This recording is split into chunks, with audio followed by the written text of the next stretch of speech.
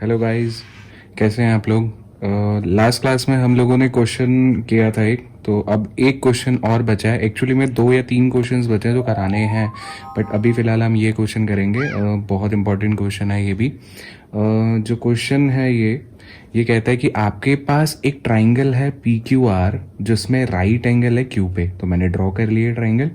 आपको दिया गया है कि P R plus Q are, P R ये वाली साइड, क्यू आर ये वाली साइड, इन दोनों को अगर मैं प्लस कर दूं तो वो 25 सेंटीमीटर के बराबर है। ये एक हमें हिंट दे रखी है।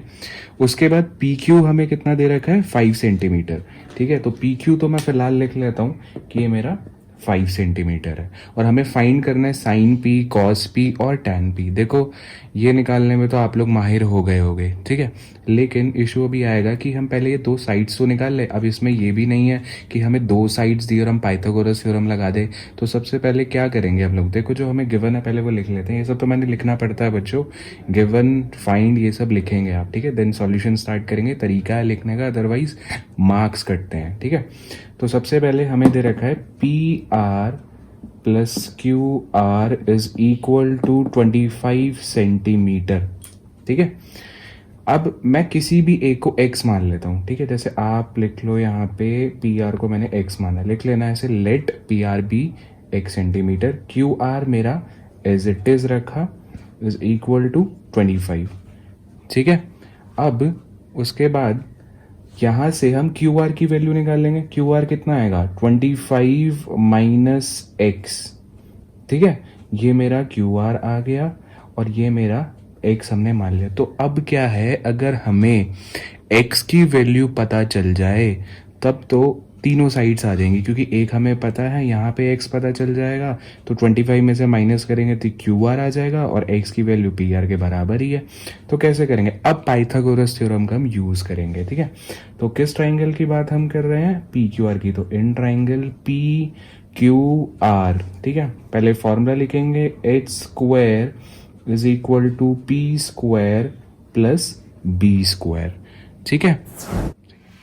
फिर हम लोग हाइपोटेनियस क्या है हमारा, इसमें पी आर है तो लिखो P R square is equal to perpendicular, मैं इसको मान रहा हूं पी क्यू को, तो पी क्यू स्क्वायर प्लस में बेस, बेस में इसको ले रहा हूं क्यू आर, तो क्यू आर है बी की वैल्यू बेस की, स्क्वायर है तो स्क्वायर ऊपर। अब पी आर तो हमें पता है कितना, हमने माना है अभी पी आर को x square. P Q square कितना है हमारा, पी क्यू हमारा 5 है तो 5 का स्क्वायर कर देंगे, प्लस में क्यू आर स्क्वायर को हमने अभी क्यू आर निकाला 25 माइनस एक्स, एक्स की फॉर्म में तो यही है, ठीक है।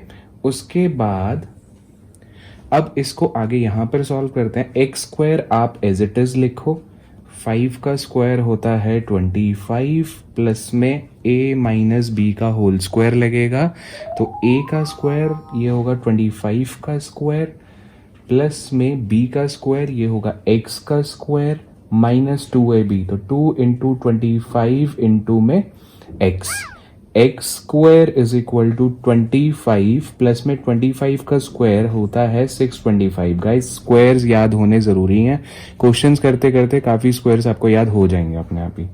Plus x square minus 225 50 into x, 50x। अब देखो ये एक्स स्क्वायर और ये इधर प्लस है, ये इधर जाएगा तो माइनस हो जाएगा, तो X square minus X square is equal to 625 में मैंने 25 और ऐड कर दिया, क्योंकि दोनों के आगे प्लस है तो प्लस प्लस प्लस होता है, तो 650 हो जाता है और माइनस का 50x बचा ये, ठीक है। ये तो कैंसिल हो गया, ज़ीरो दे देगा हमारा। उसके बाद ये 650 माइनस में 50x, तो अब इस 50x को मैं इधर लेके आऊँगा, ये नेगेटिव में है तो ये पॉजिटिव में हो जाएगा और ये 650 यहीं पे रहेगा। ये मल्टीप्लाई में x के साथ तो डिवाइड में जाएगा, 650 अपॉन में 50, तो ये कैंसिल हुआ, ज़ीरो से ज़ीरो कटा, x इज इक्वल 13 आएगा, ठीक है। तो ये हमारी फ़िलहाल x की वैल्यूज़ आ गई है। तो अगर हमारा x आ गया है तो हम लोग अब तो बहुत इजीली कर सकते हैं, क्योंकि पी आर जो था हमने x माना था, तो इसका मतलब पी आर कितना हो जाएगा मेरा 13 सेंटीमीटर, और हमें पता है Q R is equal to 25 minus X था, यहाँ पे आप देख पा रहे हैं।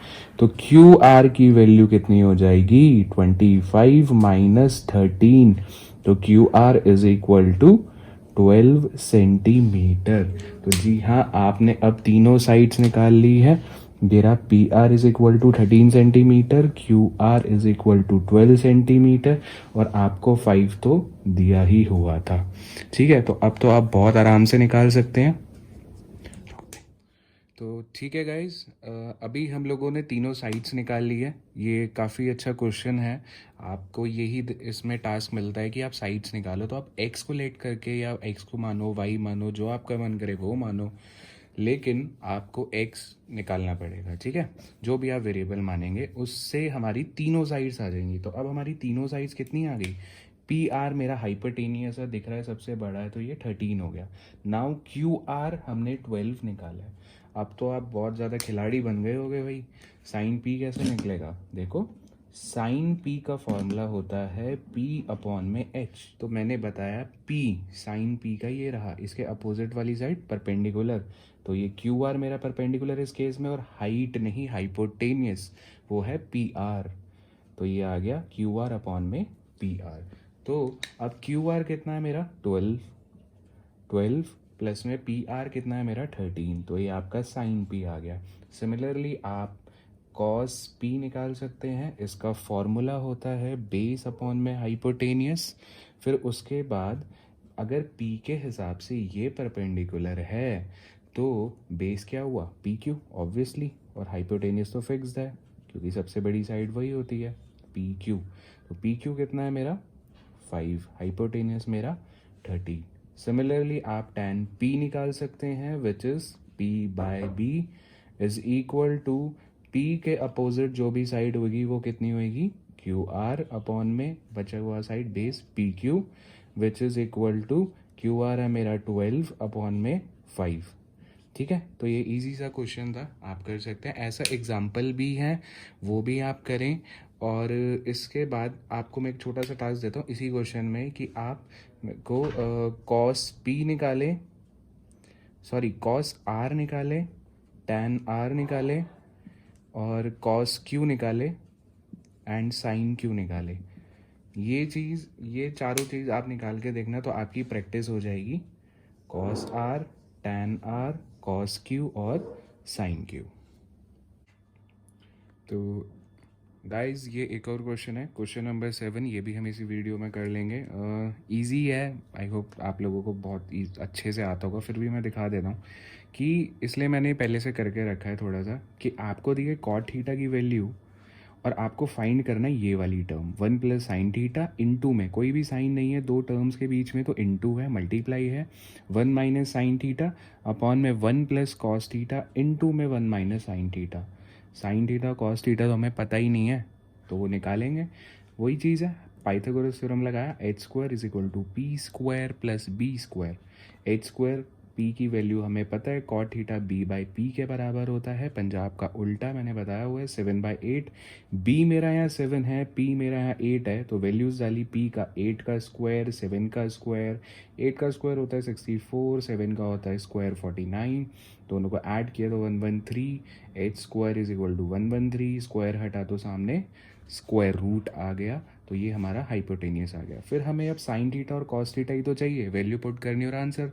साइन थीटा होता है हमारा पी बाय एच के बराबर, तो परपेंडिकुलर है क्या हमारा 8, हाइपोटेनियस अंडर रूट 113। ऐसे ही बेस हम लोगों का कितना है 7 अपॉन में इसके अंदर कितना है 113, मतलब कि हाइपोटेनियस। तो कॉस थीटा साइन थीटा भी आ गया। अब जो हमें निकालना है वो इजीली निकाल सकते हैं। तो अब हम लोगों को फाइंड करना है 1 प्लस साइन थीटा इंटू, मैं इंटू का साइन लगा देता हूँ, 1 माइनस साइन थीटा अपॉन में 1 प्लस कॉस थीटा इंटू में 1 माइनस कॉस थीटा। अगर आपको ध्यान से देखो, a प्लस बी इंटू में a माइनस बी, हाँ आप ऐसे भी कर सकते हो कि यहाँ साइन थीटा पुट करा, यहाँ साइन थीटा पुट करा, यहाँ कॉस थीटा सॉल्व करो, थोड़ा सा लंबा पड़ जाता है वो क्वेश्चन। तो अब मैं यहाँ पे इसे a plus B into A minus B use करता हूँ, विच इज़ ए स्क्वायर। ए मेरा देखो यहाँ पे 1 है, बी मेरा साइन थीटा है, तो वह ए स्क्वायर माइनस बी मतलब साइन स्क्वायर थीटा। तो ऐसे ही ए स्क्वायर माइनस बी स्क्वायर यहाँ कितना बनेगा, 1 स्क्वायर माइनस में कॉस स्क्वायर थीटा।